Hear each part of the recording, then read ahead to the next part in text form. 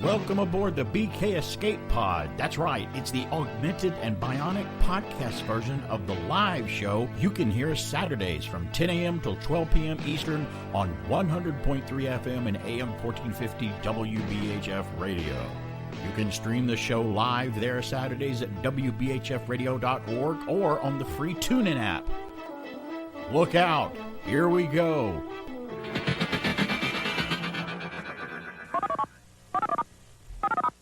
Stand by to receive our transmission. Should I take care of maybe a rant story first, I guess, or should I just do whatever I normally do? Or I think the last few times you've had rants, they're always better at the beginning to get them out of the way.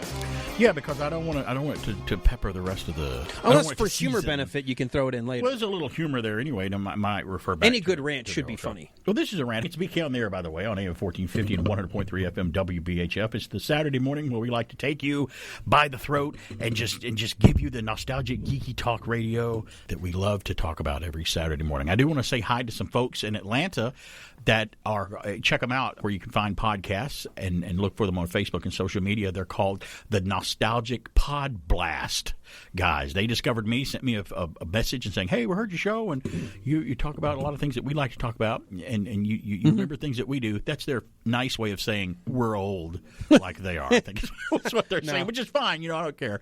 I understand that. But hello to those guys. We may cross the streams with them sometime in the future. Talk to them about that. And also today, later on in the program, someone may check in with us, an old friend of ours, he was a fellow broadcaster till he wasn't on the air anymore. But I think he's returning back on the air in the St. Louis market area. He's our nostalgic talk radio, I like to call him pen pal, James Install with Geek to Me Radio. He's going to maybe call in today and with some wonderful news about returning to the airwaves up there at a big station in St. Louis. That is so cool. So James may check in with us later on in the program today. Man, I know this jacket I'm wearing is coming off later because it started off in the 40s this morning as I came in and I saw the forecast. I'm like my dad always says, if you don't like the weather in the South, wait a couple minutes. It'll change. Just give it a few minutes. Take the jacket off later because I know it's going to be knocking on 70s door in some places from what I heard for North Georgia. But enough of the local weather. I got the story right here, and I got a lot of stuff coming up today. You don't want to miss. I can't even tell you what it is. It's just a lot of cool stuff coming up today on the program. From Fox News, this is the first thing I want to talk about so I can get it out of the way and get it out of my system and talk about it. Hasbro, the toy company, rebranding Mr. Potato Head toy line as gender-neutral Potato Head. There's the headline of the story. Why am I not happy about this? Well, for a few reasons, and we'll get into it. Here's the story. Mr. Potato Head, the classic Hasbro toy brand, which includes the mustached Mr. Potato Head and the clean-shaven Mrs. Potato Head. And remember, in Toy Story, Mr. Potato Head was voiced by Mr. Potato Head himself, Don Rickles. I was going to say Don Rickles. Which was fantastic. And I saw him on Letterman once, and he goes, "Yeah, I was the voice of Mr. Potato Head for Pixar. Yeah, my grandkids are going to come into a lot of money later when I'm gone." So he must have made a great deal with him. Well, didn't they have his voice all digitally encoded so they could add his voice when he passed away in Toy Story 4? That'd be great. I thought that was part of Toy Story 4. It was if they did that, then that's cool. Well, the Mr. Potato Head, Mrs. Potato Head, they will soon be rebranded as the gender-neutral Potato Head toy line. Now, this story's weird because it contradicts itself, and I thought I was going to be mad about it, but I'm not so mad now when I read the whole story. Well, that's not what they led with on the story. You're reading the story follow-up. The initial story was, and it was a shorter version, we're just making a potato head. Yeah. And we don't want a Mr. or a Mrs. It will come with whatever parts you want. Yeah. And then they go, wow, we got a lot of backlash about that. That's what this story's about. The new branding will reflect on the packaging scheduling to debut later this year. Hasbro says its Mr. Potato Head brand, which includes all kinds of toy tubers, is being changed to simply Potato Head in order to better reflect the full line. The brand stresses, however, that neither of the individual Mr. or Mrs. Potato Heads will be renamed. Well, wow. Thank you. I mean, that's kind of cool to know. Quote, "While we're renaming Mr. Potato Head brand to Potato Head to better reflect the full line, the iconic Mr. and Mrs. Potato Head characters aren't going anywhere and will remain Mr. and Mrs. Potato Head," the brand wrote in a statement shared with Fox News. I also think that this is damage control, and the goal still is to have a gender-neutral potato. They're headed in that direction, obviously. We can't have an actual definition of man and woman anymore. No, and that's really crazy. That's just when I hear definitions of crazy, I'm like, that's crazy but there are we're born either one or other gender physically. I mean, we are basically. You can't. I don't care how much arguing you do about it. That you can't argue that fact. Yeah, the people are. That's like you breathe oxygen, man. I'm like, no, we don't. Like, you no, can't you also really, have nitrogen in there too. Right, but you can't really argue that you breathe oxygen too. It's like you can't argue the fact. Now, Kimberly Boyd, the senior vice president of global brands and general manager at Hasbro, told Fast Company that the rebranding reflects a more modern era. Culture has evolved, Boyd told the outlet. Kids want to be able to represent their own experiences. The way the brand currently exists with the Mr. and Mrs., it's limited when it comes to both gender identity and family structure. You should file that story appropriately so we can refer back to it when we need to. I am. I'm going to file it over here, and I know people have different opinions about things, but I'm sorry, I got a strong opinion when it comes to that. And there's a Mrs. and a Mr. and there's men, there's women, there's girls, there's boys. There's some things. I know there's other things that happen when you get older and you turn into an adult and you maybe find out who you really are. But really, there are two genders. There are, and I'll argue with you until the end of time. And I'm not taking it's not political. I'm not being religious. I'm just being kind of a scientific, factual thing here now. Come on, I'm on this train going in the same direction. Yeah. So and whatever you are later in life, and an adult, and you discover however kind of life you want to live. That's got nothing to do. I'm not even talking about that. That's fine. You're an adult. You make your own decisions. But there are two genders. They did I remember a study they did in the 80s when they were trying to think. Is there a difference between males and females? Is there really a difference? And they did a test, and it's not true for everyone, but they put kids in a room, put some girls in a room, and some boys. I think they were like 4, 5, 6 years old. And they had a bunch of toys on one side of the room and a bunch of toys on the other side of the room. Some of the toys were like cap guns and action figures and G.I. Joes, and the other ones were Barbies and blah, blah, blah, blah. Now, with some exceptions, yes, there's nothing wrong with that. But most of the boys went to play with the cap guns and the G.I. Joes, and most of the girls went to play with the Barbies and the easy bake ovens or whatever they had in there. And there's nothing wrong with that. I will say a lot of people will say, well, that's because their parents raised them that way. If they were completely left with all of these toy selections from, there's a reason you're a parent. Right. Your job is to impart knowledge on a complete blank slate. And if you let the blank slate go where it wants, go rent the movie Big Daddy sometime with Adam Sandler. Right, yeah. Where he goes, my idea of parenting is let him pick whatever he wants to wear. And if he doesn't want to take a bath, that's fine. Or whatever he wants to eat. Exactly. Well, of course he's going to do that. What happened very quickly in the movie? He became the smelly kid in school. Right. The teachers were having problems with how he was behaving. Exactly. And he kept throwing up all the time. Right. You start to realize, I have a role here to guide. I need to be a parent here. And then later on, if you become who you are, then that's fine. There's nothing wrong. You're an adult. Being an adult comes a lot with it. Once you've gotten the rules, then you can decide what to break. Right, exactly. But you got to know the rules first. I broke a few growing up. Didn't you break a few of them? I'm still breaking them. I don't know if I don't break. Because there's always new rules. I don't break the same. I got married. I got a whole bunch of new rules when I got married. The golden age of TV is BK on the air when we come back. I made you, you know it's true, Mr. Potato Head. I made you. Eyes and ears, mouth and nose too, Mr. Potato Head. I made you. And now Mr. Potato Head's Sheriff, Fire Chief, and Lady Accessory Kits. Mr. Potato Heads, sold separately. Mr. Potato Head, I made you. Mr. Potato Head and Mr. Potato Head Accessory Kits, each sold separately from Romper Room. Watch us make your food fresh at Taco Bell, Taco Bell. Can you feel your taste buds tingle? Taco Bell, Taco Bell. Watch us make you a burrito or a tasty enchilada.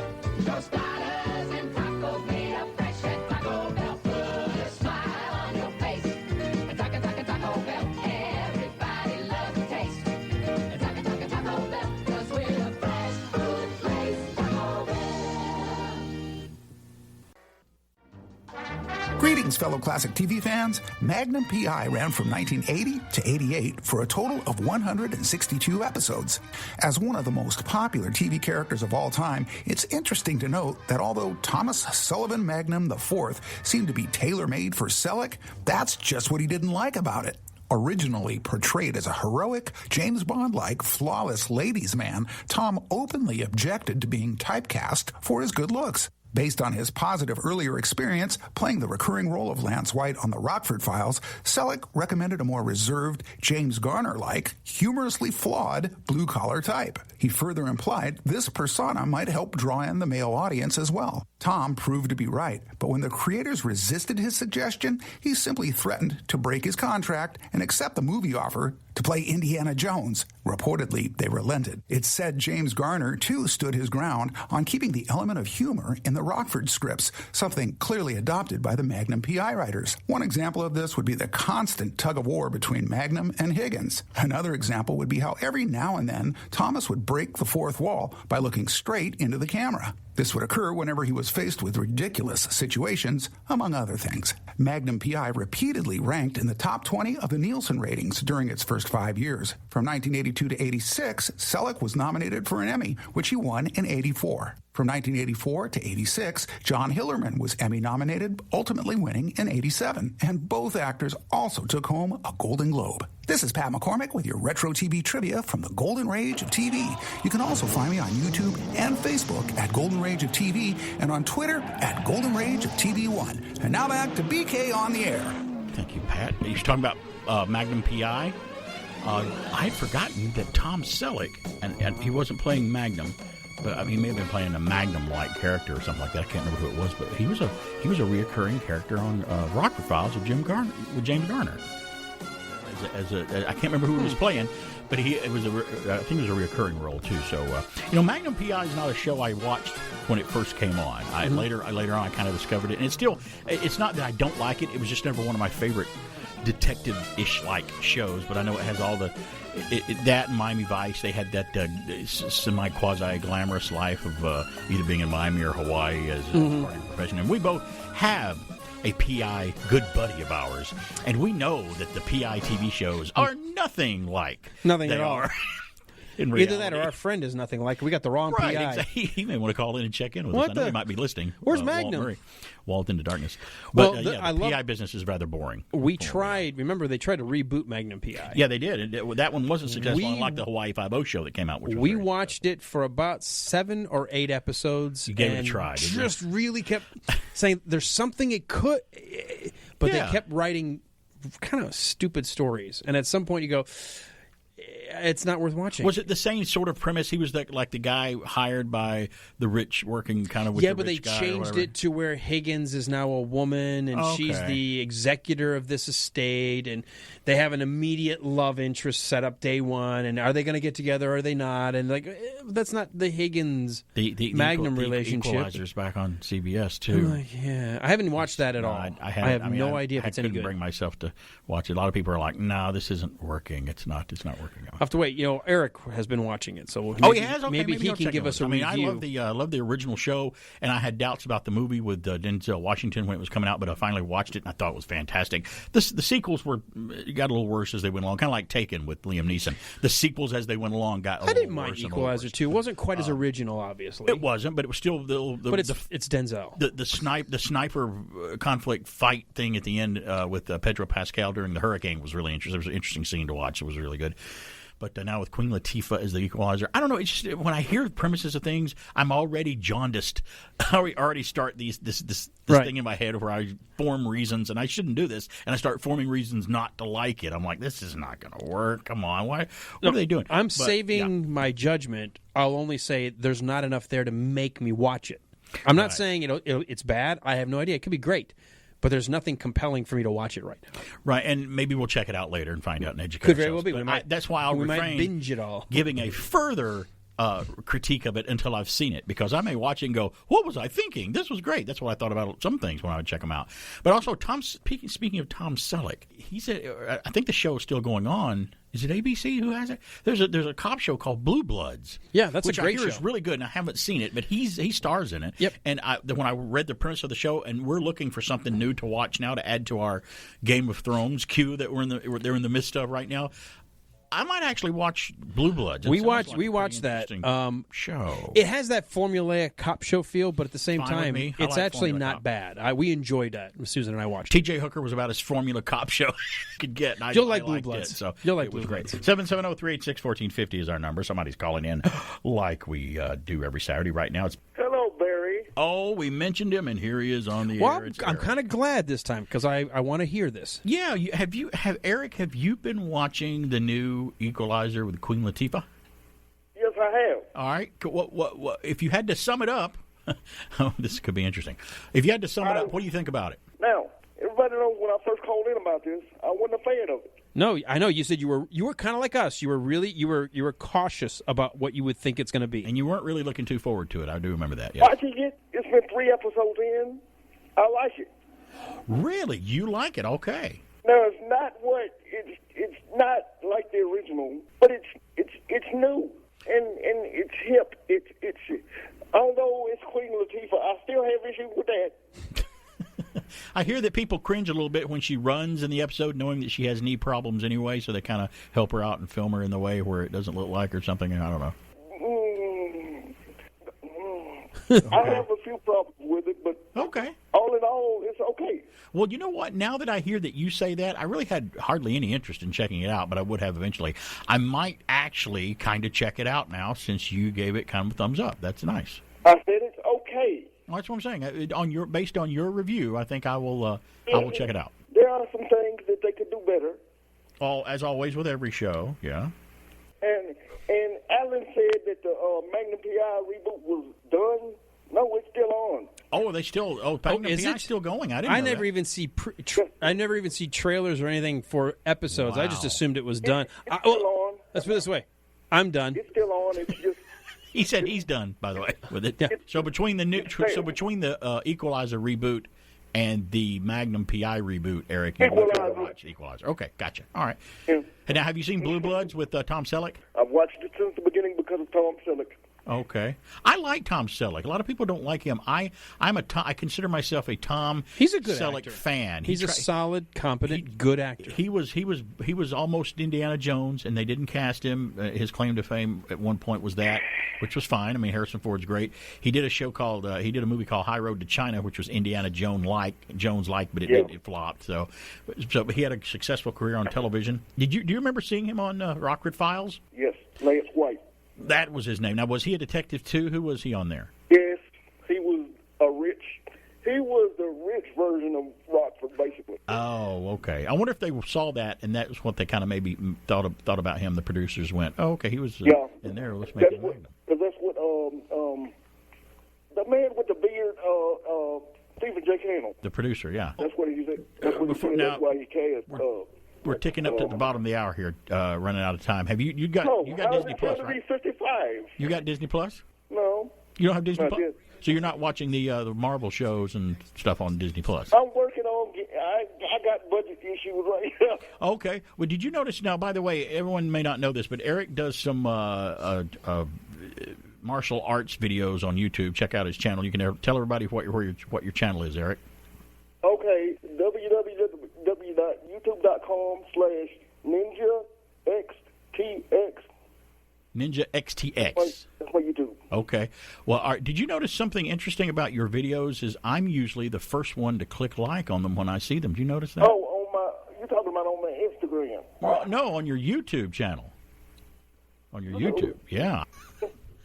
Then I always like and subscribe. Well, to now your you know YouTube. who's watching. And I subscribe to your YouTube channel too, by the way. See, but now I can't pick on him about being 55 though. Well, no, you can still do that. Don't ever stop. I don't like doing this.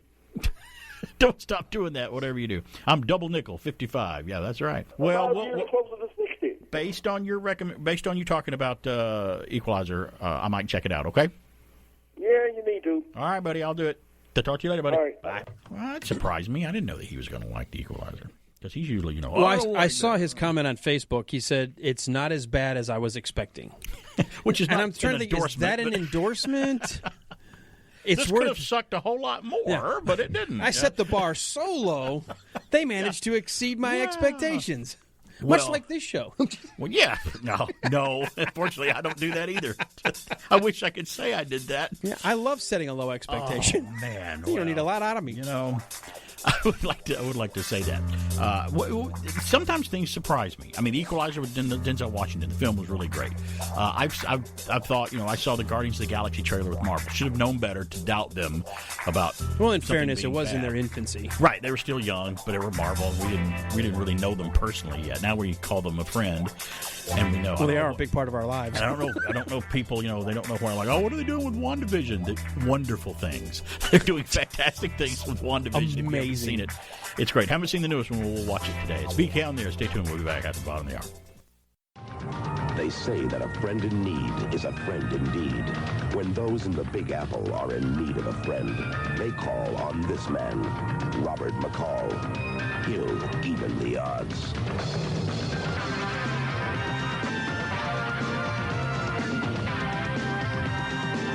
You call me when you do. Believe me, I will be there. I'm here to protect you. Edward Woodward is the Equalizer. Wednesday nights at 9. I'm Edward Woodward. Join me as the Equalizer in a moment. Groovy. Information. Area code what? What is that? What does that even mean anymore? Well, we do have area codes. I don't know what that means. So, but I don't know about long-distance directory assistance. And I'm glad we don't have long distance anymore. Wasn't that great when we really got into cell phone technology, and now we can just pretty much, unless it's another country, we can call somebody in California and talk to them. Someone from California might be calling us today. We can. Dude, check this out. So, I just got a text message. What's breaking? It's from Amazon, and it says, "Congratulations, mate! You came third in today's Amazon Garmin watch raffle. Follow this link and set up a delivery date." Really? Well, I don't know. Bleeding. Sounds pretty legit to me. I'm not clicking on an unknown link from a fake message. No. Well, if it turns out to be a scam and you get screwed up and they clean your money out or whatever, don't worry, because I got an email saying send me your checking account and we will deposit $1 million into clean your out my checking account. Yeah. It's like, dang, someone beat us. I don't want to be him. There's nothing here. There's a lot of college debt. Somebody identity thefts us. That's going to cost them money. What's with this no credit limit stuff? And with me, they'll lose all respect, too, from everybody if they become me. It's that time where we like to flash the audience of the news, the weird, the strange, and the bizarre. And I have the first news. From UPI, officials in a British town took to social media to make light of a newly painted road that features a small spelling error in very large letters. It's, quote, N-O-N-E-N-R-Y. N-O-E-N-R-Y. No Henry. No Henry. Well, I don't know. The road outside the parking garage in the center of Malden, England, was supposed to be painted to read, yes, you're right, no entry. But residents quickly realized the message was missing the letter T. Quote, if you're having a bad day, just know that someone else is having a worse day than you, the Malden District Council said in a Facebook post. You know what it is? The council said the error will soon be corrected. What they meant was if your name is Henry. No, Henry! As opposed to the candy bar, which was called O. Henry. Oh, and you got and it's only if you're Cockney. If you speak well, no, Henry. Now, it is okay for Henry to enter. When I printed that out and read it, that's exactly the route I was going to go after we read the story, and you did it too. We think so much alike. I need to reevaluate my life. I have done something terribly wrong. You and I think alike. It's a little better. Oh, noes. Yes. All right. Guess what? I have the next news. I was going to say that too. Oh, this is so funny. A Really? University of Michigan library was closed for 2 days when cleaning officials identified 3 spiders in the basement. Spiders in the basement? Well, what's the big deal if they're down there? In the basement! That was my thing. Now, the story I found actually said that there were spiders in the library. And I was like, oh, really? Well, were they, like, taking over? Yeah. And they made it sound like there were hundreds and hundreds. 3 in the basement. But it's the University of Michigan, so Ann Arbor. There's no Alamo. There's no basement in the Alamo. Yeah. Officials said the 3 spiders were found in late January at the Shapiro Undergraduate Library, University of Michigan in Ann Arbor, and the arachnids were sent to Professor Anne Danielson-Francois from the University of Michigan Dearborn for identification. Danielson-Francois identified the specimens as a Mediterranean recluse, a species that commonly hitchhikes with travelers. The species has been found in 22 states, but Danielson-Francois said it was the first time she had identified identified any that were found in Michigan. The experts said the spiders may have tunneled into the... tunneled. Yeah. They were carrying heavy equipment in jacks. And how do spiders hitchhike? Do they put one of their little 8 legs out and stick it out like a thumb? May have tunneled into the basement. The library was closed for cleaning Sunday and Monday after officials were informed of the identity of the spiders. Danielson Francois said the spiders are venomous, but were unlikely to bite someone in an open space like a library. So, number one, they're in the basement. Right. Number two, the last line of the story said... The spiders are venomous, but would be unlikely to bite someone in an open space like a library. What's the point of closing then? Why did they? By the way, fun fact: all spiders are venomous. They kind of are, yeah. Whether they all carry venom. Now, this is not. It's the same family as the brown recluse, but it's not a brown recluse. It's a Mediterranean recluse. I read all about this, and like I said, they like to vacation more. They closed the library down for three spiders. And how long is it still closed? For 2 days. For 2 days. Why? Because they're spiders. They're spiders. Eek. Okay. All right. I will tell you what happened to me last night. Now, if it had been 3 snakes, my wife would have understood. Have you seen? Yeah, even if they're garter or whatever. I took a shower last night, and that's nice. Thank you. Well, yeah, I wanted to because I appreciate that. Coming here for you, and the same to do. It's just closed space. Sometimes insects will come up every now and then, maybe through your drain pipe. You'll see if you pull back I'll know there's a bug in the bathroom where if I'm downstairs, I know that she's going up to take a shower, and I'll wait for a minute, and I hear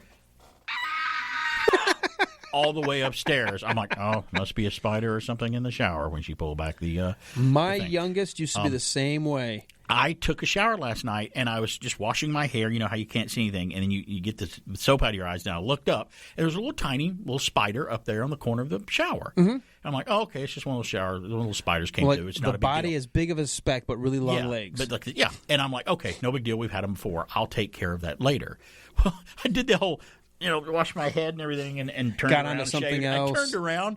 It was gone. And I'm like, okay, he's not on my head as easy because I wouldn't feel it. They're so light. And I showered off expecting to see a dead spider carcass down in the water once I rinsed off all over the place. Nothing. Nothing. I'm like, okay, I looked around. I'm like, we must be on the outside. When I see him out, when I get out and start drying off, I'll take care of him. Got out of the shower, started drying off, looked around, gone.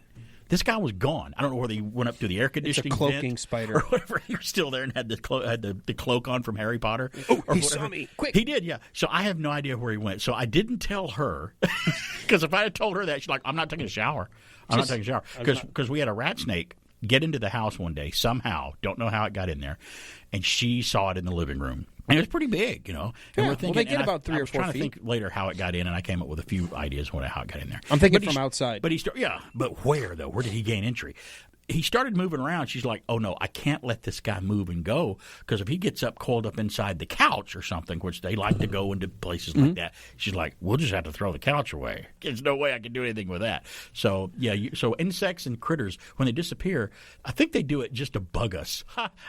You'll be here next week. Yeah, and I will. I hope. I think that's what they do. They do that to bug us. So, yeah. I got the next news. From UPI, a Virginia man jumped into a YMCA pool while wearing handcuffs and swam a total 5.35 miles to break a Guinness World Record. That's in water with handcuffs on. So I can't even get my mind around that. Ben Katzman, 32, donned handcuffs and swam the length of the pool at the King George YMCA 344 times. Wow. The previous record for farthest swim wearing handcuffs, as if I knew there was one, was set in 2019, who swam 3.41 miles. So this guy's got him by 2 miles or so. Katzman said his swim not only broke the record, but also broke several personal records, including his longest swim and his longest time spent swimming with or without handcuffs. Katzman said evidence from his swim, including videos, being submitted to Guinness for official recognition. Wow!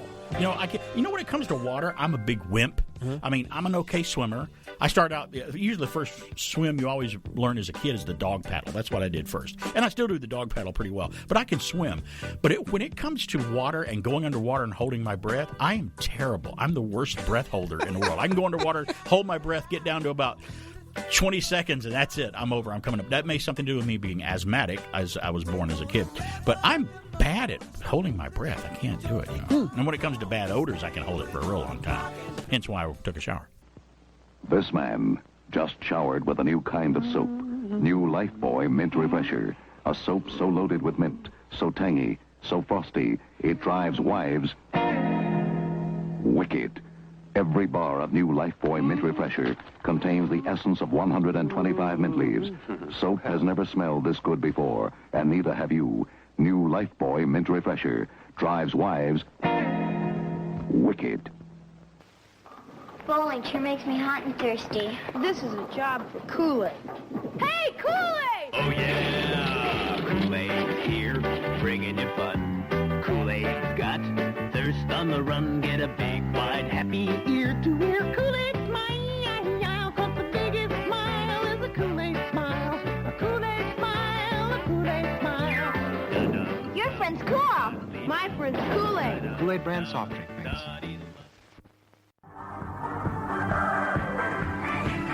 You know, there's a reason we lock the door to the studio when we do the show every Saturday. Or no one can get in. No one's really coming in on Saturday anyway, because this place is hopping weekdays, Monday through Friday, because it's a radio station. There's news and sports and news and sports and news and lots of other things going on. But, I mean, you're here during the week. But you know see, what news goes on. take the weekend off here. We don't have any news. Right. We let our hair down a little bit. We got reason to actually we report bring a people different in. type of news, like the Spider-Man news coming up that I'm going to talk about. I'm interested in that. And when we're off the air, we're talking about food and cooking and ribs and things like that. And you know what? The last time you had me over to eat something you made in the big green egg was delicious. You remember when that was? I don't. When you had me was over? it pizza? No. It wasn't. You haven't had me over. That's the point. I want to come over and eat something. Oh, because I brought you stuff to have here before. No, but I want to come over there and pet the dogs and have the whole experience. Okay. See, that's You've what been to that. Not I'm making for the point. big You know, just not during a party. I just want to be invited. We'll make special that to come over. a priority. You know. Yeah, we'll get to it next year. Get us over there, and we'll do that. That would have worked if you'd said that on New Year's Eve. That would only have worked then. You know what? I am actually making burgers tonight. Do I have one more? Oh, are you making burgers tonight? I am. That's right. You're alone again tonight, aren't you? No. Oh no, I thought you're alone. It's me today. and the missus, but I'm going to tell you all a secret about how to make really good hamburgers. But first, I have one more news that I have to get to. A secret? Because we're behind. I have a secret recipe, too, that I do for burgers, so maybe we can share them. Well, there's a recipe, but there's also a way to make sure you're going to have the absolute best-tasting burger, period. And I'll tell you in a second. Well, for me, that's to go out and get it somewhere else. It's the most perfect place. Yeah, that's right. Yeah. All right. Well, this is from the UPI, the last one I've got. A Philadelphia airport announced it has employed a food delivery robot to make it easier for passengers to grab a meal in a contact-free manner. COVID-19 strikes again. Here we go with the robots again. Philadelphia International Airport unveiled Gita, a robot with a 40-pound capacity cargo bin for delivering food orders to passengers who are waiting for their flights. The robot uses Bluetooth to follow an airport at-your-gate representative through the airport at the location specified by the customer, who can order their food from airport restaurants via order@phl.com. The airport tweeted a photo of Gita, which was compared to a droid from the Star Wars films. The pilot program begins Tuesday and is scheduled to run through April. Philadelphia has a complicated history with robots. In 2015, Hitchbot, a hitchhiking robot designed by Canadian researchers, problem with robots. had a planned tour of the United States come to a premature end when the robot was found dismantled and damaged by unknown vandals. Well, where was the police robot to take care of that? That's why they say hitchhiking is a dangerous thing to do. Even the robot found the wrong person. What are your prime directives? Serve the public trust, protect the innocent, uphold the law. What was the name of the robot? Hitchbot. Hitchbot. Hey, I need a refund. No, the delivery one, the new one. Oh, GitaBot. Gita. Hey, Gita. I need a refund. You didn't bring me the right food order. I'm sorry. I'm afraid I can't do that. 770-386-1450 is our number. Somebody's on the line now. I think I know who this is. Is this Barbara? Yes. How you doing? Thanks for calling. I'm hanging in there. I have a question. Okay, I may have an answer. I don't know what the question is. Do you have a dog? I do have a dog. And if you could have seen my jacket I put on this morning when I got out of the car, you could tell I have a dog because of the dog hair that was on it. People would think it was a dog hair jacket. Well, what kind of dog is it? My dog, she's a mixed breed. She's three parts. She's part Plot Hound because she's a brindle colored like a Plot Hound, but she's also part, we think, Greyhound, and she's also part Attention Hound. So that's the three hounds. Well, I have a dog who's he's full-blooded. I paid quite a bit for him, and I wanted to ask you if what time is your show over? My show's never over. It just keeps going and going and going. Oh, Technically, it's over at noon Eastern. But yeah, keep going. Yeah. When you come out, if there's a crate outside your door, don't be surprised. Outside the door of the radio station? Yes. Okay. A crate meaning you're just going to drop the dog off, or you're just going to come to show me the dog? No, just drop him off. Oh, you're going to give your why? Why would you do that? Because he's bad. He's bad. Well, sometimes dogs are bad. Sometimes they are. What kind of dog is it? He's a Shih Tzu. A what? What now? Say that again? Shih Tzu. Oh, that's what I thought you said. Okay. Oh, shiitake mushrooms. Okay. Well, that's one of the little. Is that one of the little yippy dogs? He's highly, yes, he barks all the time, and he's highly intelligent. Oh, well, that's the problem right there. Shih Tzus are the ones that have all the hair, and you can kind of in their eyes, you have to trim their eyes. Isn't that what she had on Green Acres? Wasn't that Lisa's dog on Green Acres? I don't think that may have been a Pomeranian. Maybe, okay, because I get them mixed up. Oh, it's Mrs. Drysdale's dog on Beverly Hillbillies is what I'm thinking. Yes, what his name is. I'm sure it's not Shih Tzu. What is it? Rascal. See, that gives it away right there. That's your problem. You named him the wrong thing. You should have named him something like Good Boy. Or you should have named him. You should have named him narcolepsy. Narcolepsy. He sleeps all the time. I can't figure out why. That's right. When he was a puppy, he looked so sweet. Yeah, I started to name him after the dog in the Walt Disney movie, Benji. Right. Oh yeah, Benji's great movie. But something told me to wait. Okay. And that's when I named him Rascal. Right. You know, dogs are very much a trainable animal. It just requires the owner to train them. Okay, get ready, because Alan's taking you to school now. He's going to take you to task on why you haven't trained your dog. No, I'm not taking her to task. I'm just saying dogs will do... I know Ellen does not want or need another dog. No, I've got 4. I'm good. But BK's dog might like to have a companion. Oh, yeah. BK could have a companion dog. Well, here's the thing. A lot of people fall in love exactly. I don't know that you did this, Barbara, but some people, here's some dog talk for you today. Here, we're doing dog talk radio. Some people fall in love with a breed of dog, and that's their mistake. They're like, oh, I want a greyhound, or I want a high energy dog that runs at 50 billion miles an hour, but I live in an apartment and I go to work all day for 8 hours.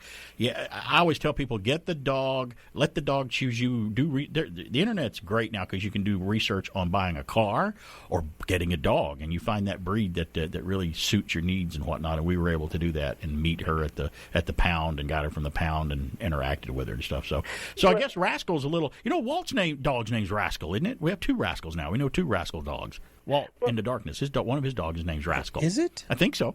So we know 2 Rascals. Well, if you have, I've always learned that if you have a horse, if you're going to ride a horse with someone, and you're like, okay, Alan, you're going to get on Junior. Barry, you're going to ride this horse named Sleepy, and you're going to ride the horse named Dopey. But you know what?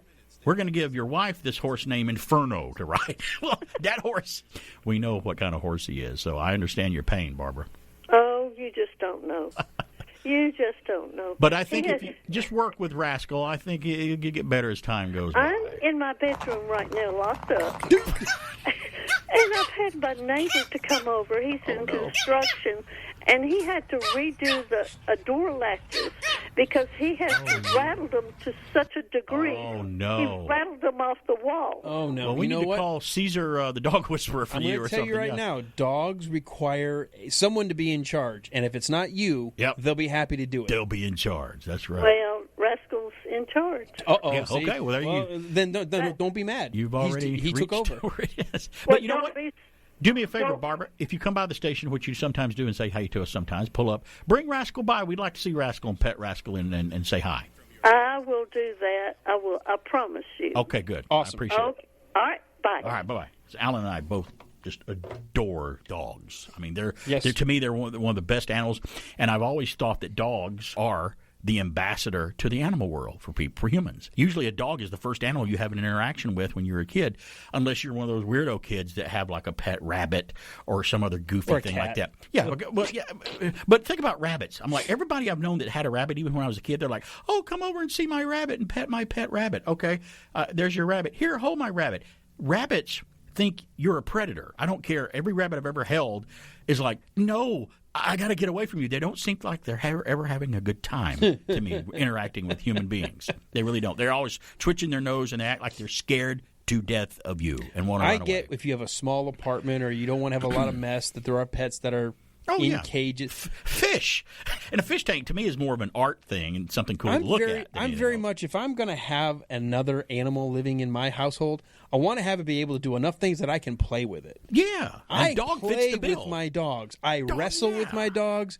I tackle my dogs. Right. I pet my dogs. I sleep with my dogs. You I tell take your them dogs for walks. your problems. You I talk talk to to my dogs. Yeah, I do too. I do that all the time. I apologize when I accidentally bump into them. Like, oh, I'm sorry. I'm sorry. I don't ever want them to think I hurt them on purpose. Okay, here's the perfect example of you and I, the type of dog owners that we have. And I know you've probably done it with your kids when they were babies better before. than people. When your dog, and tell me if you do this, because I have a feeling that you do this just like I do.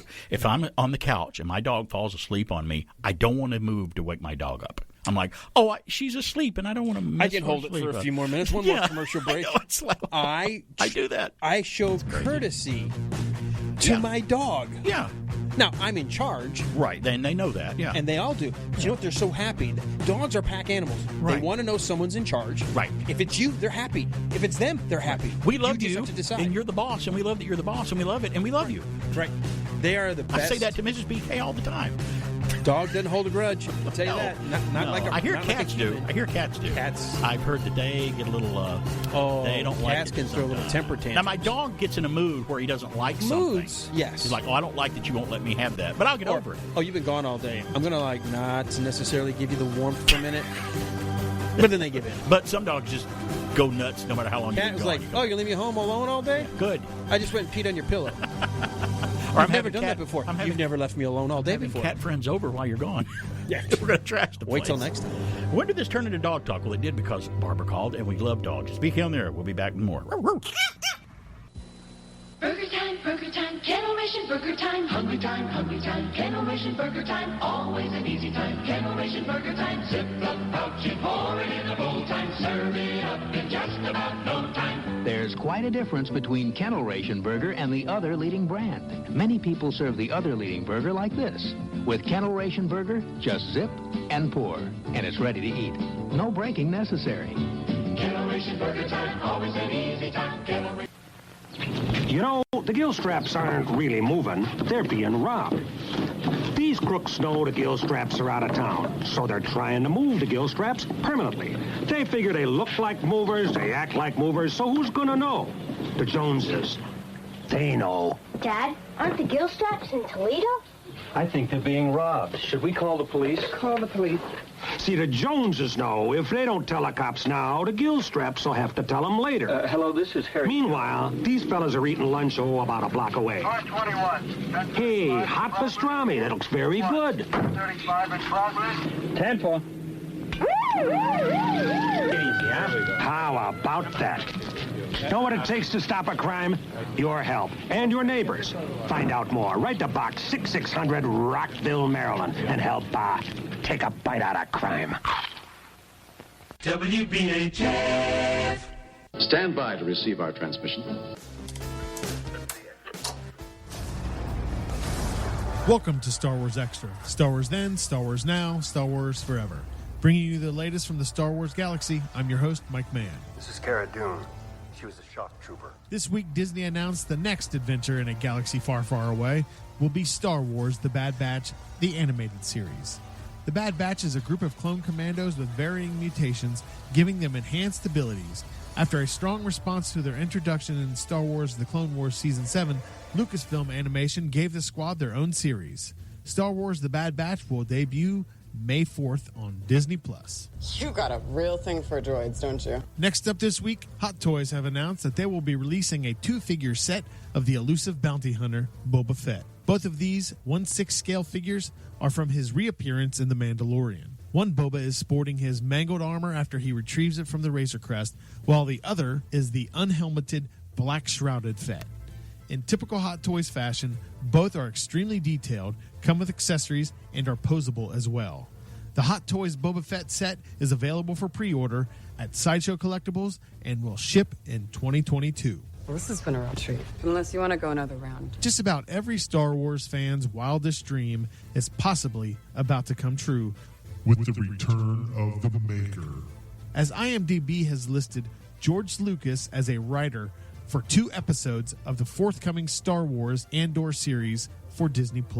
While it has yet to be officially confirmed by Disney or Lucasfilm, the news was first announced by InsideTheMagic.net, a Disney-centric site which has suggested Star Wars information in the past that went on to be officially verified. Objectively, IMDb has listed film and television contributors in the past before official announcements ended up being false. IMDb has yet to officially confirm this information. Only time will tell, but how amazing would that be? Curious? It almost killed me. That's all the time we have this week. Be sure to check out our YouTube channel for the latest and greatest in Star Warsing, along with our recent interview with Project Luminous writer Kevin Scott, who is a major contributor to the ongoing Star Wars High Republic. For Star Wars Extra, I'm Mike Mann, and now back to my Boba Fett, BK on the air.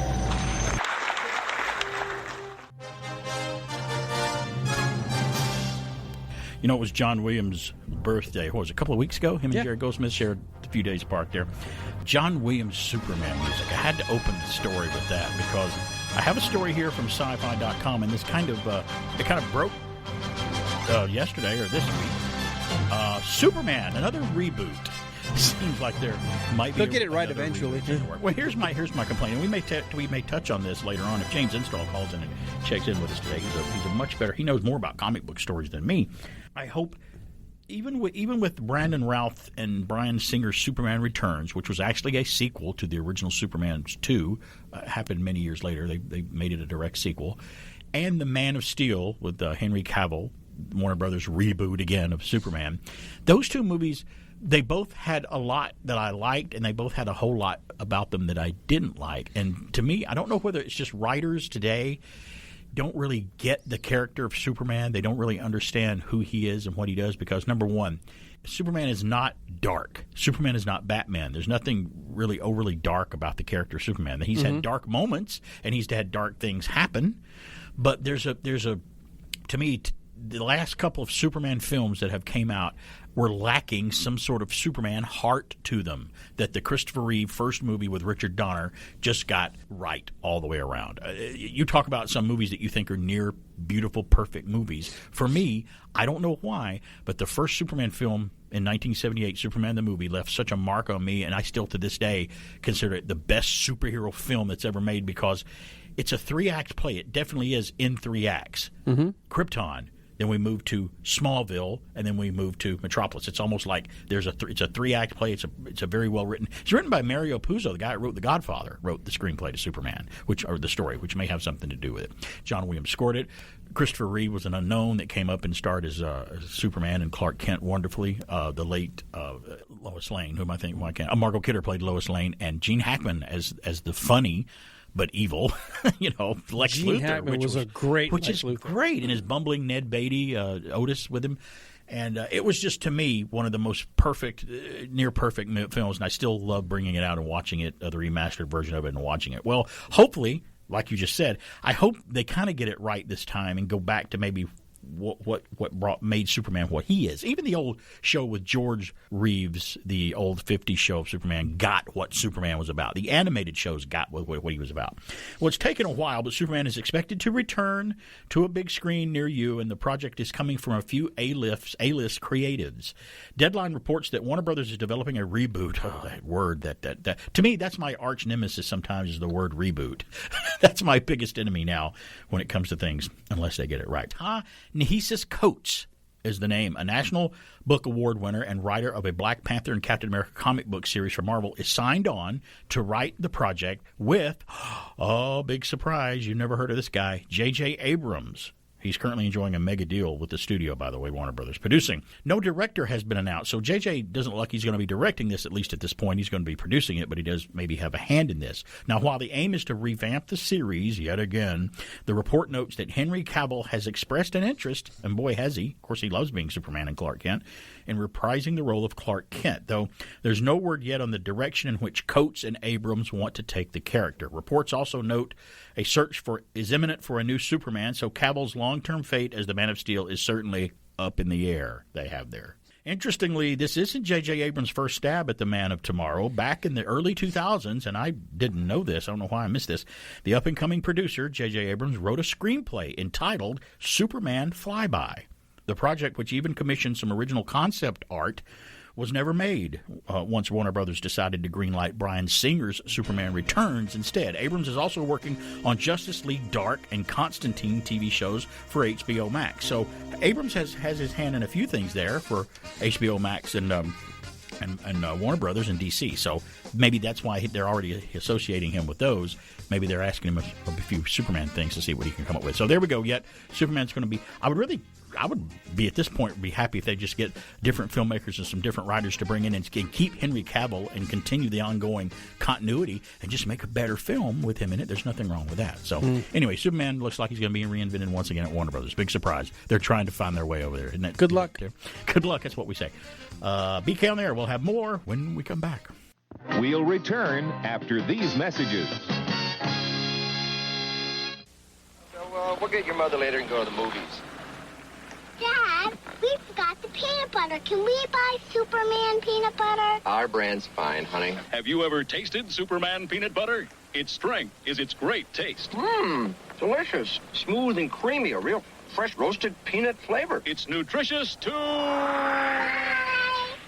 Superman peanut butter. Its strength is its great taste. This is Polaroid's new Time Zero Supercolor film, and you know what this is. Camera? A one-step. Don't be cute.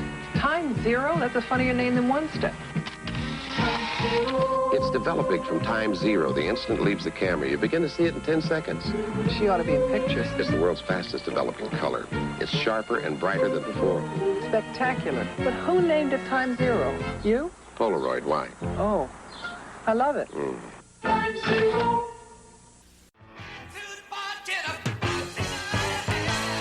Hey, we're back. It's BK on the air here, having a good time off the air as I am on the air as usual. Let's do a little This Day in History.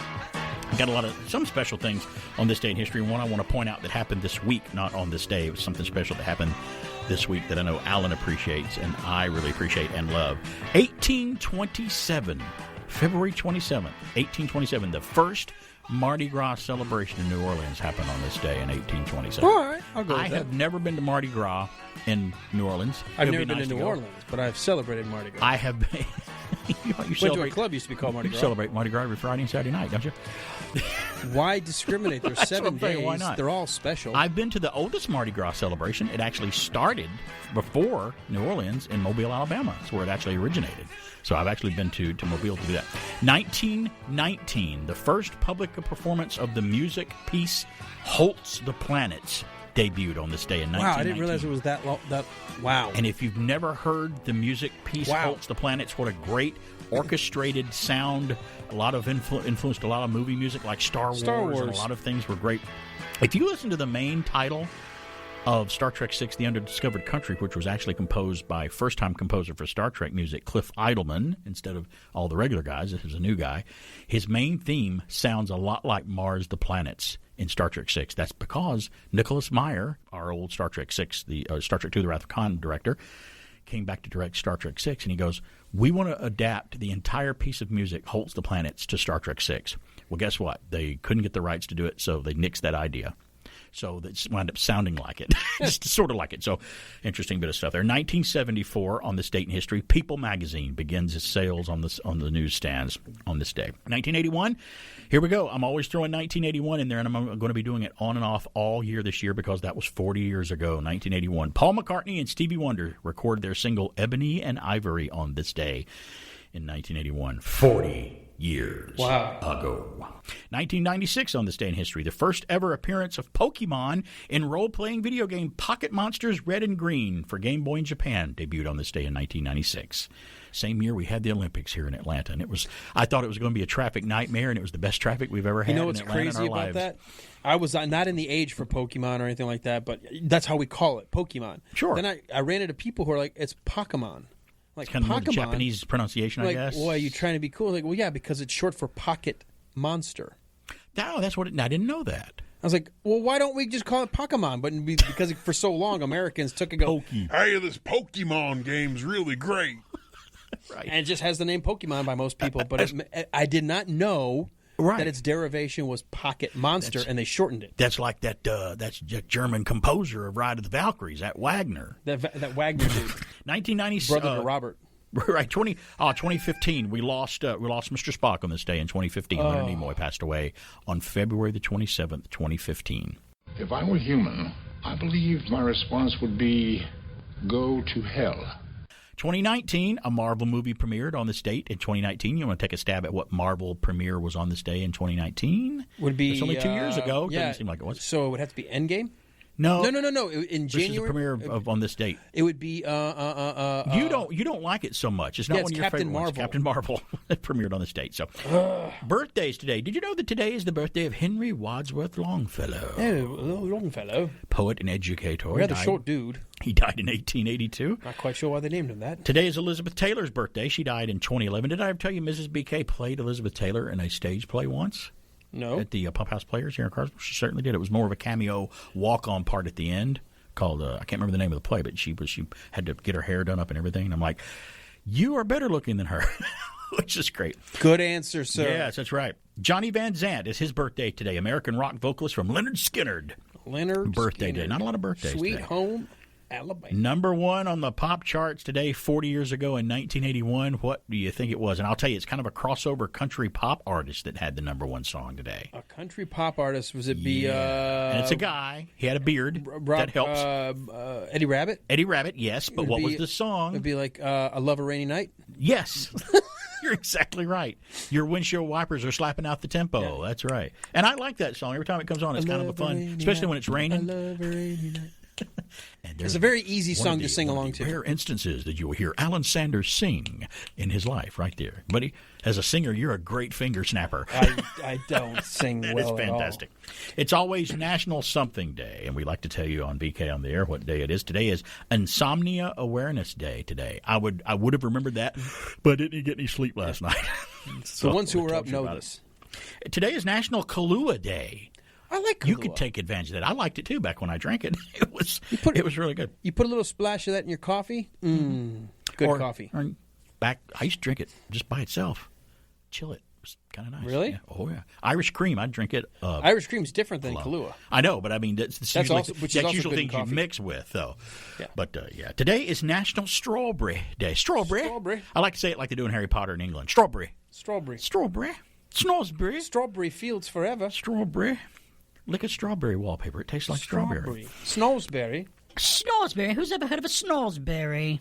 Like when he grabs his pitches. By the way, it's too late now, but you could have seen Willy Wonka and the Chocolate Factory in the theaters. It was out yesterday, thanks to Flashback Cinema. It was in theaters yesterday. Today is National Polar Bear Day today, too. I like them. Yeah, they're cool. Polar bears. I always thought, polar bears are the biggest bear on the planet. They get bigger than any other can. But the Kodiaks out west in the Rockies, they're huge too. They're and big. I'm like, who would win in a fight? That would be crazy to see those two. And I don't know, due to terrain, would they ever meet each other? I don't know that they Want ever to know some useless trivia? What? If you were to shave a polar bear, what color is its skin? Is it pink? No. Is it white? No. What color is it? Black. They have black skin, dark skin. Their skin is really? black. Yes. Yeah, I never got close enough to one to do that. What little heat they could find. Well, yeah, one guy tried to, but he's over there, and part of him's over there. And what he's you doing there. shaving my butt, dude? That's him all over. Uh-oh. And today, guess what? You're at the perfect place listening to this show today because today is National Retro Day. Retro. I'm going to get my Atari 2600 out. Hermelinda A. Aguilar and Robert and Tina Duran founded National Retro Day to take a look back at how life was before social media, the internet, and smartphones became a necessity of our daily lives. Well, we do that every day right here at BK on the Air. Every at Saturday. Every Saturday. Well, you do every day online. I do every day online. You're right, but you had to correct me. Sorry. This week, something celebrated an anniversary, and I know it didn't celebrate it today, but I couldn't let the broadcast go by at least today without letting this go because a very special anniversary happened in deep space. Captain's log, stardate 3142.3. Slightly over 2 centuries ago, a group of scientists planned for a race of supermen and created conquistadors. Name? Khan Noonien Singh. From 1992 through 1996, absolute ruler of more than a quarter of your world. will either choke me or cut my throat. You fled. Why? Were you afraid? I've never been afraid. But you left at the very time mankind needed courage. We offered the world order. I intend to take this ship. Will you assist me? Oh, please, Khan, don't ask me. Leave me then. The battle begins again. Only this time it is not the world who will win. It's the universe. You're no match for me. It does not matter. The captain is dead. 1967, Star Trek episode Space Seed, the introduction of Khan by Ricardo Montalban. Happened on television. Great character. Year after I was born. Didn't have to watch it back then. Love hearing his voice. Ricardo Montalban himself is just, he lends credence and class to anything he's in, just the fact that he's in it. But how lucky are we that when they decided to do a sequel Star Trek movie, when this motion picture came out in 1979, it was a big success for Paramount, big success for Star Trek, big success when it came out. But it wasn't the critical success, and it had a lot of problems with it that they thought. A lot of people didn't like it. They thought it was slow, like 2001. They didn't. It wasn't Star Wars. It didn't have any battles in it and stuff. So, and you and I are a couple of people that actually like Star Trek the motion picture. I thought it was a big, majestic, epic motion picture, and it really was. But for the second film, they decided to cut the cost because the first film was incredibly expensive at the time. It cost over $40 million to film. And in 1979 money, that's a lot of money. And it made it back, and it was a big success, too. They put the Paramount television studio production team in charge of making the next film, which they had a lot of effects already, like of the Enterprise leaving dry dock and stock footage and some other things that they're reused. We can reuse that. How many times can we show the Enterprise leave dry dock a different way? Let's just reuse that and let's cut costs. A producer named Harv Bennett was called in to take over production of Star Trek 2, they called it. They didn't have a title yet. But he says, I'm going to screen all 79 episodes of Star Trek. I'm going to watch every one of them, and I'm going to think of ideas of what to do. Well, because he didn't know. Yeah, he didn't really know me. And Harv Bennett had worked in television for years. He'd produced The $6 Million Man, Rich Man, Poor Man, a lot of television shows he worked on and made. So he's like, okay. They brought him in because they knew Harv could save money and cut corners but still make a good product. So he came upon the episode Space Seed by Ricardo Montalban. And at the end, Kirk, they win. They've taken over Khan. He doesn't take over the ship at the end. But they exile him on a planet. They give him a choice. You can either live in prison or we'll let you go on this planet and let your people go down there and start a whole new civilization. It's going to be hard. It's going to be rough going, but here, you can go down and do it. Well, Khan takes the latter, and he decided to do that instead. And somebody's calling right now, 770-386-1450. Let's see who's on the line. Hey, it's BK on the air. Who's this? Hey, guys, it's James from Geek Me Radio. Hey, James, you're calling in at just the right time. I'm sitting here. We had the anniversary of Space Seed was this week from Star Trek, and we're talking about Khan's episode Space Seed that came out this week in history. Classic. 1967, which spawned The Wrath of Khan, and Harv Bennett decided to take that episode of Star Trek after watching all of them and go, here, let's take up and find out what happened. Let's find out what happened with Khan after he was let out on that planet. James, we're going to come up on a break. Let me put you on hold, and I'll come right back to you, okay? Sounds good. Thanks. All right, stand by. James Install from Geek to Me Radio. I know why he's calling. He's got a big surprise, which is awesome, that he's going to tell everybody about. So, happy birthday, Space Seed. Thank goodness that they did that, and Harv Bennett did that, because it was one of the best Star Trek movies that was ever made. Big success. It actually put Star Trek back on the map Still my again. favorite of the classic cast. It's a lot of people's favorite, and rightfully so, because it's a fantastic movie. Early James Horner motion picture score music. Guy was just starting out in Hollywood, and he got that to do. It was a great thing, good thing about Kirk growing old. A lot of stuff happened in The Wrath of Khan. It was fine in The Death of Spock. BK on the air.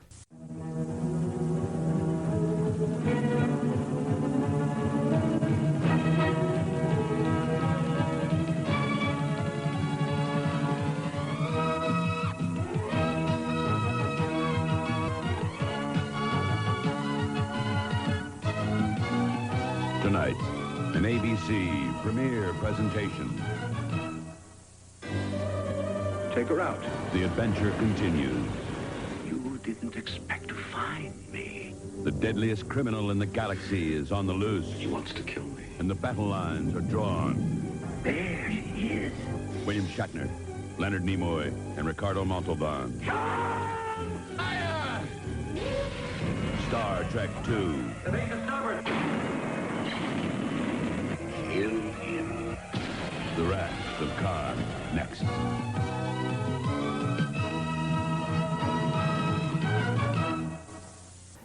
Good taste. Ah, what is good taste? Let me put it this way. If you've got it, you don't have to shout it. And you certainly don't show it like this. In coffee, good taste is a subtle thing. A blend of rich flavor and long experience. And once you've found it, nothing else will do. Maxwell House ground coffee. Always good to the last drop. And now, back to a guy who thinks William Shatner deserves an Academy Award. It's BK on the air. Hey, we're back. It's BK on the air here on AM 1450 and 100.3 FM WBHF, dispensing nostalgic geekiness, fun, and monkey business with extreme prejudice every Saturday here at the radio station. I had propped that chair up against the door where nobody can get in here and just have at it. On the line we have with us right now is he's my, who I like to call my radio geek talk show pen pal. He's the flip side of the coin, who's on, well, now he is. I don't want to break the surprise here, but he has Geek to Me Radio, James Install. He does the same, well, we do similar things, not exactly the same way. He's on the air with me right now. How are you? Good. Thanks for holding for me. I had to take a break there, but we got back to you. You're no stranger to being on the radio, and you haven't been on the radio for a little while, but you used to be. But you want to kind of break some news, at least on this show. I haven't said anything about it yet, I don't think. Maybe I said it on Alan's show. Did I say it earlier? I can't remember. You did. You can't keep a secret. Tell everybody. Well, it was happy news. I wanted to talk about it. James BK's like, well, I was told never tell another person, so I went out and telephoned. Don't tell me anything. But let James tell the details of what's going on. What's going on, James? Hey, yeah, after being off for a while, just kind of doing online only and trading stuff, I finally convinced another radio station to take my show, and we're now going to be back where I originally started so long ago on 5:50 a.m. KTRS here in St. Louis. Wow, that's hold it a minute. That's great. Let's do this. Yeah.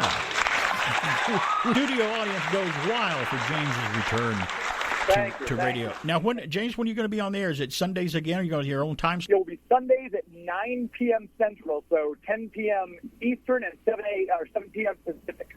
So people can listen to me on Saturday and still now, like they used to, go over Sunday night and listen to you and get a complete weekend full of radio, kind of geeky nerd talk radio, which is fantastic. Exactly right. Yeah, we're going to be, if you're not in the greater St. Louis area, and KTRS is a very powerful signal. We reach parts of Indiana and Kentucky and over into Kansas on a clear day. So if you want to listen online, KTRS.com. Like I said, 10 p.m. Eastern and 7 p.m. Pacific. You can stream the show. That's right. The St. Louis area locally, I think they're the big 550 KTRS. Don't they? They also broadcast on 106.1 FM still as well? That is correct. Yes, sir. If you're up there local, KTRS.com, you say you gave the broadcasting. How far do they broadcast on a good day, did you say? Yeah, on a good day, they can get all the way over to Indiana to our east, and then parts of Kansas and everything like that. I will sometimes reach Iowa to the north, and then down into Arkansas and Kentucky on the southeastern range. Well, that's great. Here at WBHF on our AM signal with our 2,000 watts, we can broadcast sometimes on a clear day across the railroad tracks here in the parking lot. That's here as well. That's why we added an FM signal too, but it's it's just for games. People want to hear baseball games; they want to be able to hear them in buildings and stuff and stuff, which is great. Well, that's great, man. What great news! I think that is awesome. You're going to be on at night now, so is it going to be about the same show that you were doing before? You're going to tweak it, or is it going to be pretty much what you had before? No, the format will pretty much stay the same. It's interview-based, so we kind of cover the world of pop culture. So we have, I've got interviews already pre-recorded that I need to start pushing out more. But I've got interviews with some of the composers from some of these Hulu and Amazon original movies that have come out. The guy who just did Crisis, the new Gary Oldman film on Netflix. The composer who scored that entire thing.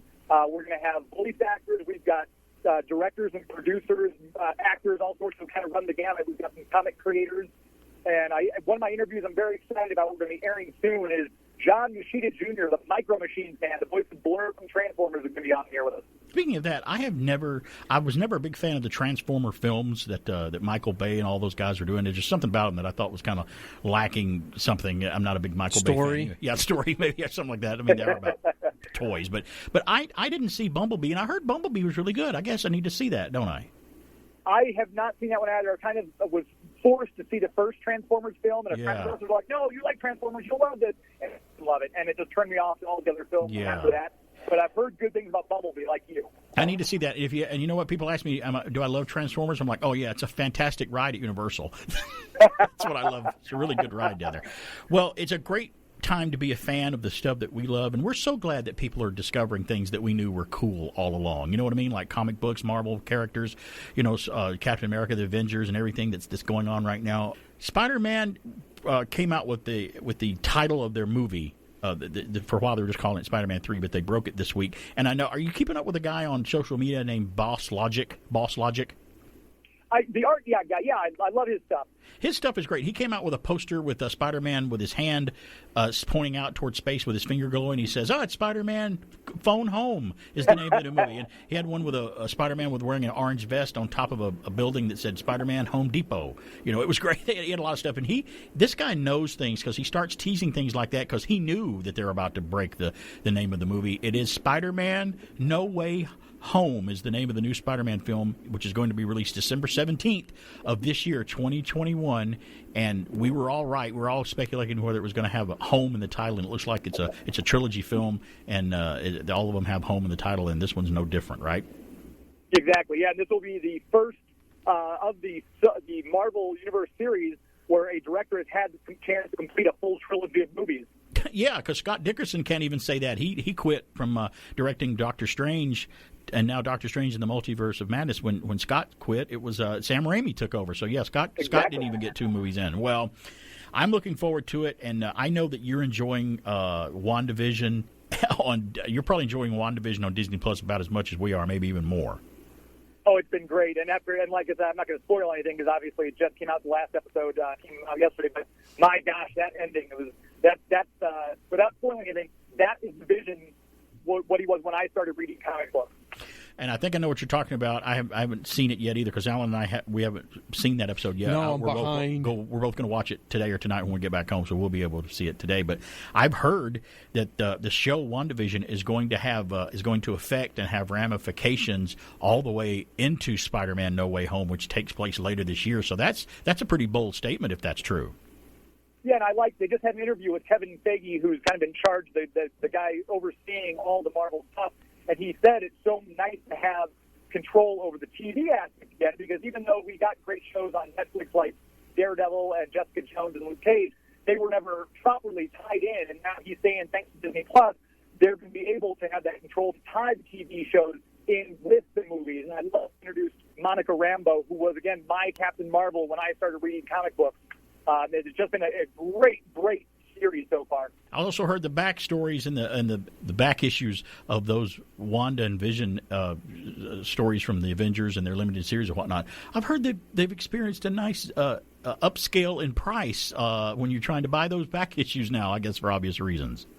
Yeah, I would certainly think so. Luckily, I've still got mine. I posted a picture on Instagram the week before the first episode of WandaVision dropped. And it's like, I guess I'm glad I got these when the story hit. But for those of you who are comic book fans, you might want to jump on the West Coast Avengers, go to your local comic book store, grab some of those back issues, because if what's happening in WandaVision right now is what I think is happening, that West Coast Avengers run is going to become a hot item. Good stuff. Always love talking about it. James, remind everybody where they can find you out there on the Internet and on the air again before we run out of time here. Absolutely. Brand new website just launched, geek2meradio.com. I encourage you to go there. I also would love a follow from you on Twitter and Instagram at geek2meradio. Facebook.com/geek2meradio. Give the page a like. We're going to announce our first live guest here very soon. And here's to making the top 50 list again at Podcast Magazine. We both made it, and so did the Wilder Ride. Alan and all of us are very happy. And here's to continued success on all of that. And, buddy, it's always good to have you on the air talking about the stuff that we love. We'll get back together anytime. Much success on returning to the airways. I'm glad you're back on the air. Thank you, and we'll have to have you on soon. Oh, you don't want to do that. You don't want to screw your ratings up, do you? So, I look forward to it, James, every time. Anytime you want, buddy. You know how to get in contact with me. I appreciate it. Thank you, guys. Take care. All right, take care. James Install from Geek to Me Radio. Soon to be on again. KTRS AM in St. Louis. That's the Big 550 in St. Louis at KTRS.com. Check him out, and check him out all over Facebook and the Internet. Geek to Me Radio. It's BK on there. We're going to take a break and come back. Many of our contestants are chosen from our studio audience for future shows, so if you'd like to be a contestant, simply write to us. Enclose a self-addressed stamped envelope, mail to Tickets, Match Game 74 at CBS Television City, 7800 Beverly Boulevard, Los Angeles, California, 90036. Bang, bang, bang. Oh, howdy, partner. Time for timer. Do you ever get that hungry feeling after school? Boy, I do. I'm so hungry, I could eat a wagon wheel. When I'm slow on the draw and I need something to chaw, I hanker for a hunk of cheese. When my 10-gallon hat's a feeling 5 gallons flat, I got something planned, which is little cheese sandwiches. Come on! Here's a great little snack to tide you over till dinner. If you want something delicious and nutritious, cheese is a super snack. Look, a wagon wheel. When my get up and go has got up and went, I hanker for a hunk of cheese. When I'm dancing, a hold down and my boots kind of slow down, or anytime I'm weak in the knees. I hanker for a hunk of, a slab or slice of chunk of, a snack that is a winner, and yet won't spoil my dinner. I hanker for a hunk of cheese. Yahoo! You are listening to BK on the Air on AM 1450, FM 100.3, and online on the Tunein radio app. Now, back to a guy who'll make you feel really young, mostly because he's so old. It's BK on the Air. Hey, hold on a minute now. I mean, I know I just turned 55, but for an acorn or like a flower in the garden, yeah, that's pretty old. But, you know, for a mountain, I'm still a baby. I mean, come on. I'm not that old. Let's not get out of hand. I want to thank James Install from Geek to Me Radio for coming on and being our guest today, as he does from time to time.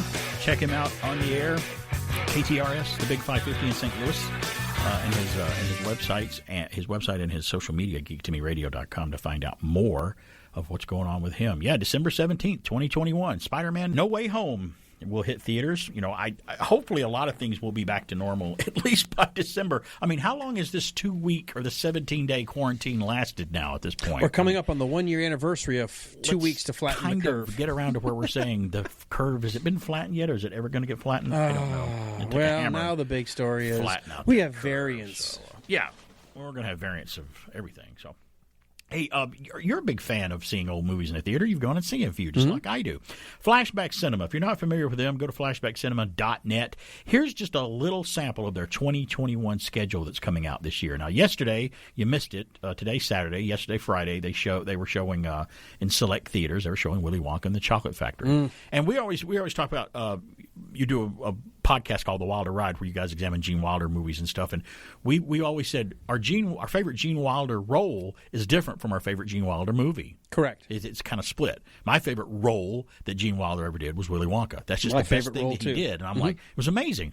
I mean, everything he did was good. Yeah, he was great. Willy Wonka stands out. I mean, it's one of the best roles. And it still works to this day. If you show a kid Willy Wonka, they'll watch that whole movie. Yeah, and kids today have been watching it just like we did growing up. They grew up on it, and I know you were 50 years. I know that you were, and I was to a degree too young to see it when it was released in the theater. Right. I could have went and seen it in the theater, but I wouldn't have known what the heck was going on. I would have just been eating baby food and crying and stuff. But I did see it very early as a kid on television. Mm-hmm. There were three. Was it three? There were 3 films that would make their rotation on television that we always managed to catch, and they would don't, because when we were kids they usually only would show them once a year on network television. Willy Wonka was an event in my home. When we knew it was coming on, we made time to watch it. Chitty Chitty Bang Bang, when we knew it was coming on, we made a point to watch it. And the other one was The Wizard of Oz. When The Wizard of Oz was going to come on television, we're like, Wizard of Oz is coming on tonight, let's watch it, because we love it. So those 3 I could point out. In Detroit growing up, we had our 3, and the 3 were always Sound of Music. I remember Sound of Music, yeah. It was the 10 Commandments every Easter. The Yours 10 Commandments. Than ours were. And Willy Wonka. No, not Willy Wonka. It was Sound of Music, 10 Commandments, and and Wizard of Oz, which you did say. See, I didn't get Sound of Music until a little later when I was older, when I finally saw it and appreciated what it was about. It was kind of a true story. For some reason, it always came on in the Christmas season. I don't know why, but I remember always in the winter. It's not very Christmas. It's not a Christmas, but it would always be that time of year, and Easter was always the 10 Commandments. My mom and dad, if Charlton Heston was about to become, the lead my people out of Israel, we were watching the 4-hour marathon. But what an epic the 10 Commandments is, though. And for me, super long. One of them on the list coming up right here. I'll show you one of my favorites on the list right here when it it comes to older movies like that. Starting March the 5th, you can see The Neverending Story in select theaters is coming out. March the 12th, The Quiet Man with John Wayne and Maureen O'Hara is coming out. A kind of a departure role for him. The closest he came. Didn't he get nominated for an Academy? He might have. I'll have to look that up and see. Certainly his closest to being a considered serious role. March the 19th, Pulp Fiction is back out in the theater. You can see that if you so desire to. I have no desire to see it, but that's fine. I'm sorry. I know I catch heck from you for that. I watched the first 30 minutes or so of Pulp Fiction. I'm like, I can't watch the rest of this. It's just personal preference. Sorry. I know you're looking at me like a dog with his head to the side. Like, what's the matter with you? March the 26th, Casablanca. You'll be able to see that classic Michael Curtiz directed film in theaters, which is another classic. And here's the other one I was telling you about that was along the lines of the Ten Commandments. April the 2nd, day after April Fool's Day this year, Flashback Cinema in select theaters is presenting Ben-Hur with Charlton Heston. Oh. If you've never seen Ben-Hur, what is wrong with you? Well, go see it in a theater. That's actually one out of all of these that I actually may go see in the theater because I've never seen Ben-Hur on the big screen, and I would really love to see that. You know the trivia behind the stunt that went wrong. The chariot. Which one? At the end. Yeah. Which one are you talking about? What did happen? The guy dies. The stuntman dies. In Ben-Hur, filming Ben-Hur, yeah. And that's the cut they use in the movie. Wow, yeah. And because they didn't do it again. I think that and the family was like, you used... Oh, really? Yeah. I think they also did that in the Poseidon Adventure, too. There was a stuntman that died falling through the window. 1970, in the early 70s, yeah. April the 9th, To Kill a Mockingbird with Gregory Peck is being released in the theater. April 16th, Gone with the Wind, the classic Civil War film Gone with the Wind, will be released in the theater. And winding up on April the 23rd, you can see Orson Welles' masterpiece, Citizen Kane, on the big screen on April 23rd. Thanks to Flashback Cinema. Go to flashbackcinema.net, and you can see their entire schedule there. I like to tell people when old movies are coming out in the theater because I like going to see older films in the theater. And for a while there, when the pandemic was had us all by the throats there last year during 2020, that's about all we could see. Remember, back was old. Yep. Films in the theater. Nothing new really was coming out. I love listener Jack came by earlier with his young lady in the car with his dog sticking his head out the back of the car, doggies. Waving at us. Just looking. I mean, even the dog looked like he was listening to the show. You know how I could tell? Because he's throwing up out of the back of the switch.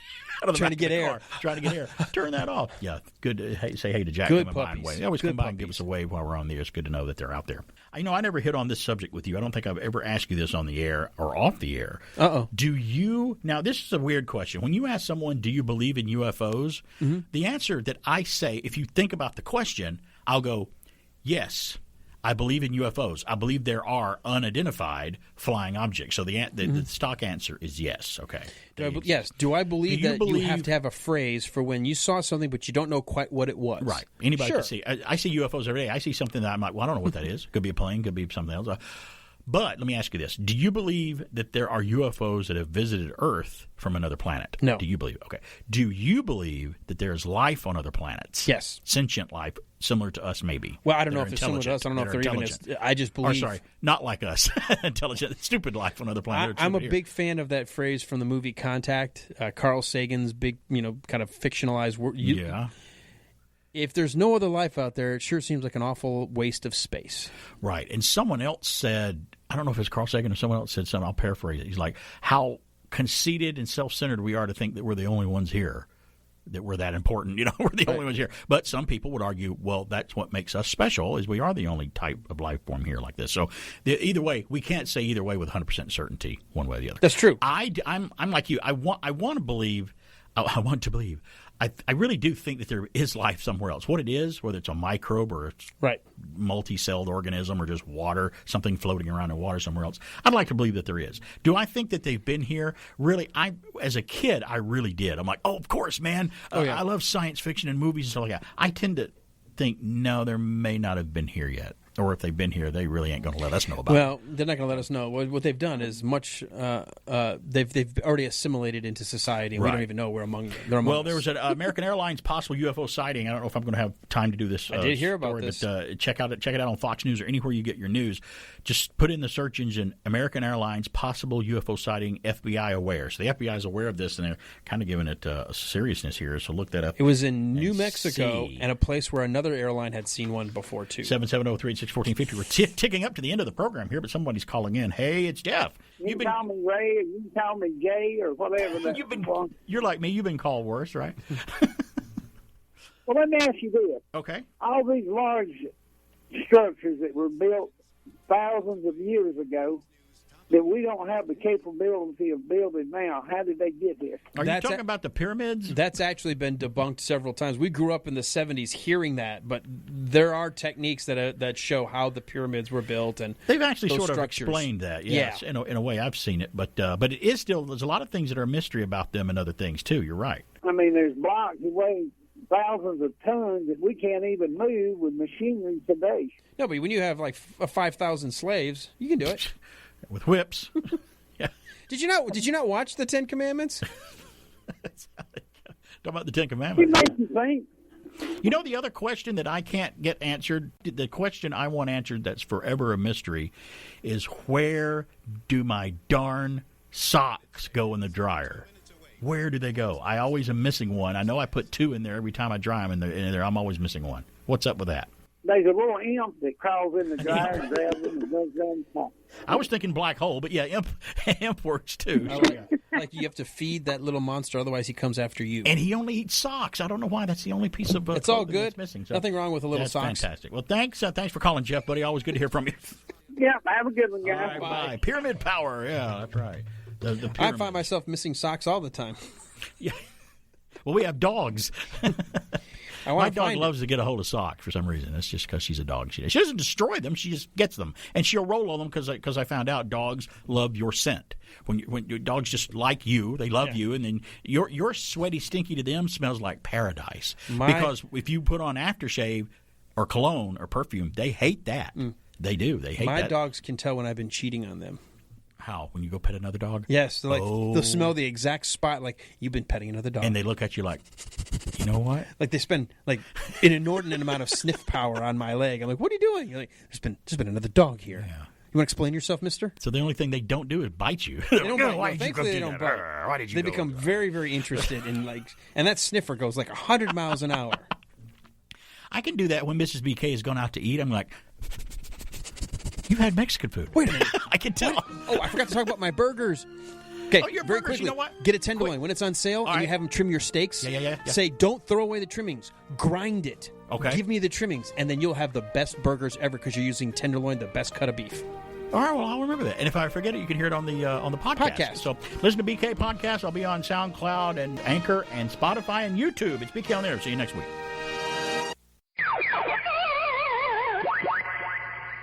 I want to have it be able to do enough things that I can play with it.